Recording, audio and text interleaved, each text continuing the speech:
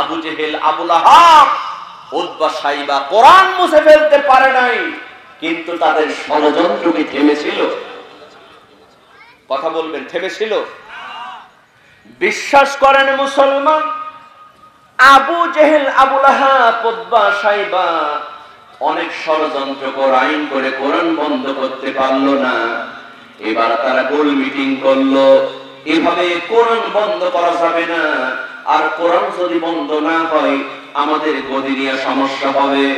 Abu Jahl, Abu Lahab, Utba, Saiba সিদ্ধান্ত নিয়ে নিল, আমরা এমন একটা ট্রাইব্যুনাল গঠন করব, ওই ট্রাইব্যুনালের মধ্যে মুহাম্মাদের একটা বিচার করব। জোরে জোরে পণ্য বাবা নাউজুবিল্লাহ। আমার ভাইরা, আলেমদের জন্য বাংলাদেশের জালিম সরকারও ট্রাইব্যুনাল গঠন করছে, কি করে না? করে নাই? ওই একই ট্রাইব্যুনালে এখন ওদেরই বিচার হবে। কথা কোন ঠিক কিনা? কথা বলেন ঠিক কিনা?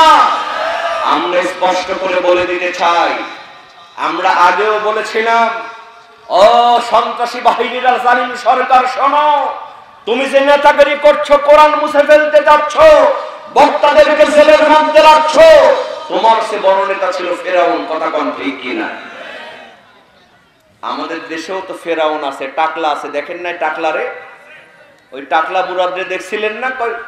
বাংলাদেশের সংবিধানে ইসলাম থাকবে না। শয়তান আমরা দেখি নাই, কিন্তু টাকলারে দেখে মনে হয়েছিল শয়তানের চেহারা যদি হতো এমনই হতো। কথা কম ঠিক কিনা? তোমার কেন জলে রে টাকলু, তোমার কেন জলে? সংবিধান ইসলাম থাকলে, সংবিধানে বিসমিল্লাহ থাকলে, তোমার কেন জলে রে টাকলা, তোমার কেন জলে? ওরে আমার কেমন লেগেছিল যখন ইসলাম নিয়ে কটাক্ষ করেছিলে, তোমার কেন জলে রে টাকলা, তোমার কেন জলে? টাকলা বুঝে নাই। আল্লাহ বললেন, টাকলা, নমরুদরে সাইজ করলাম ন্যাংরা মশা দিয়া, তোর মতো টাকলারে সাইজ করলাম মাত্র 3 মিনিটের একটা অডিও রেকর্ড ফাঁস করে দিয়া। কয় মিনিটে? নায়িকা মাহিয়া মাহির সাথে রেকর্ড ফাঁস, টাকলার বানানোর রাস্তা নাই। শেষ পর্যন্ত মাথার উপরে ফ্যান পরে ওর টাকলাও ফাটছে। কথা কোন ঠিক কিনা?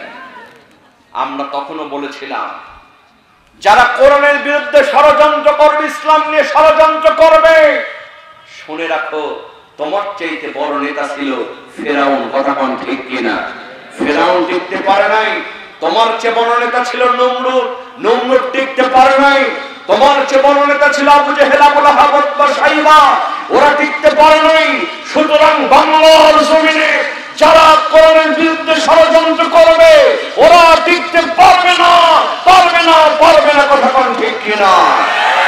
মুসলমান দেশ স্বাধীন হয়েছে, ষড়যন্ত্র কিন্তু এখনো বন্ধ হয় নাই।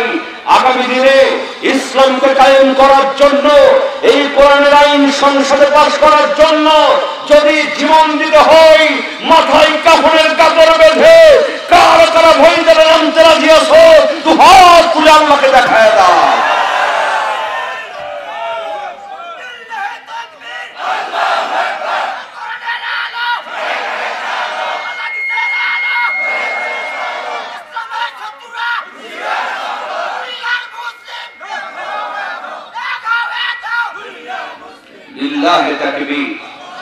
আমার ভাইরা, সজাগ থাকতে হবে। কথা বলেন ঠিক কিনা?